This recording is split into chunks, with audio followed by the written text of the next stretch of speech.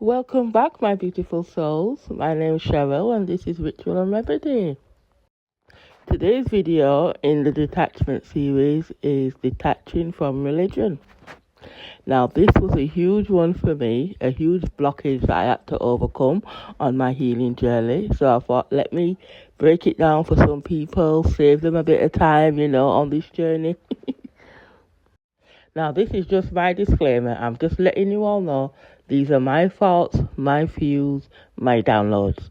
So hopefully they can help you out and help you get to where you need to be. That's my job as a guide, to help you to get to where you need to be. So growing up, attended Sunday school there, here and there. It wasn't really forced upon us like that. I grew up mainly with my nana being the eldest.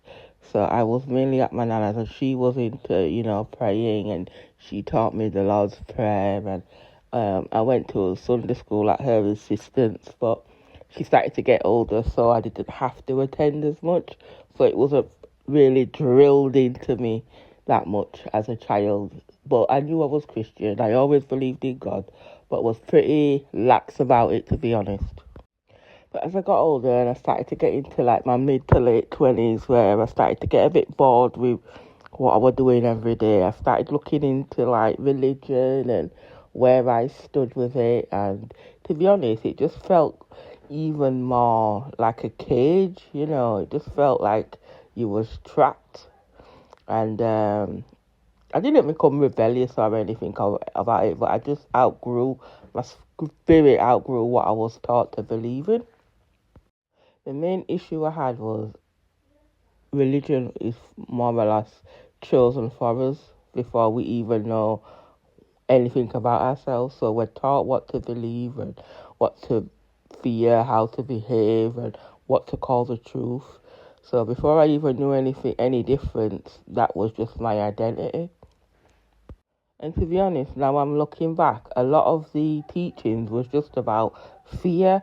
Like, if you don't do this, God's watching, that disappointment, you're going to be punished, you're doing this wrong, that's not how you're supposed to behave. And I used to just think, what are we here for then? We're supposed to be scared of every single thing. So I just kind of like pushed it out of my mind again, you know. Then in 2014, I had my daughter, and I decided, you know what, she's going to be a good girl. She's going to go to church. So she started going with my mum, and I used to attend here and there, and when I'm not working, I'd attend and get involved in different events and stuff. But really and truthfully, the whole politics of church and all the backstabbing, and it just really put me off. I'm like, I just can't be doing with this. I always wondered why people would say things about church, but I got first-hand, front up close with it, with all the politics that goes on. I said, no, it's not for me. Now, I must say, part of the going back and leaving and going back was partly down to guilt, the guilt you feel for leaving and not sticking to it. But it's just, I was shown like guilt is basically conditioning. It's part of the what we need to heal in order to come into true alignment with God. That's a true spiritual alignment. No middleman, you and God. So we need to heal that. So it's not going to be easy to break away from it. But in order to heal and to become your own person and stand in your own personal power, this is what you're going to have to do. So just remember that the guilt that you're feeling is just a sign that you're breaking the pattern. Okay, you're breaking down years of conditioning that's been handed to us from generation to generation, from ancestor to ancestor. So just remember, religion is a system and spirituality is a relationship. No middleman. Religion has rules, spirituality teaches connection. Okay? No middleman. So just remember that you're not rejecting God. You're detaching from rejecting the middleman. Now, one of the main reasons why I'm insisting that you build a relationship with God off your own back is because then you are more able to discern from what's right and what's wrong. What's right for you? Where do you belong? So yeah, build your connection with God. Next, build a connection with your ancestors.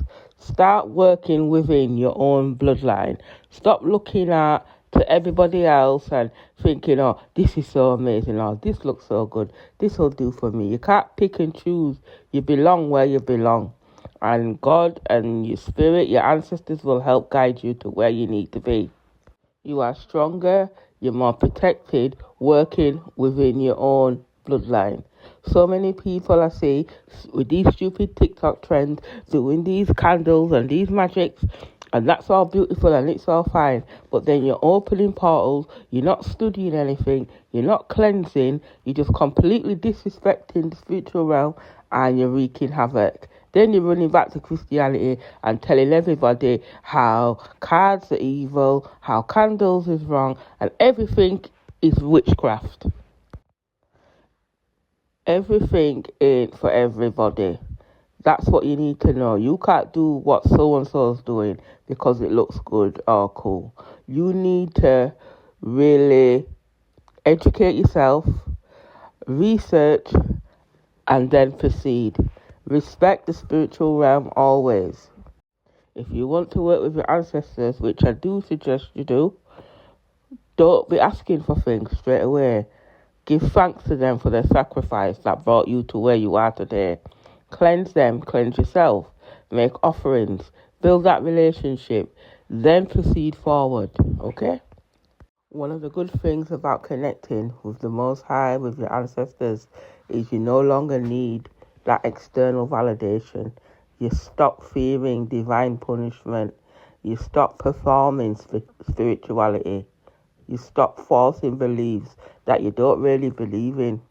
Okay? You can hear and trust your own intuition because you know you're connecting. You are connected. So you can trust yourself more. Once you can trust yourself, that's where you become empowered. Okay? That's when you've totally detached from religion. So you never lose God. You just find it in a more personal way. The God we serve isn't one of confusion. That's religion. My one wish is that more people will choose to heal and will then turn and show others how to heal and build a better community, proper churches, churches that are really fit for purpose, that really do help people and not judge people. And if they do judge people, they're judging the right people, the ones that harm, not looking away and saying, oh, the Bible says this and this. No, that's evil. That's not God. That's not love. That's not righteousness. Now, I don't want to make these videos too long, so you comment below. Let me know what you think of this video, where you stand with religion and spirituality. I will be going more in depth on my school community, so I'll post the link, but I'm still just setting that up. But yeah, comment, let me know how you feel. I hope you enjoyed this video as much as I enjoyed making it, and I'll see you on the next one.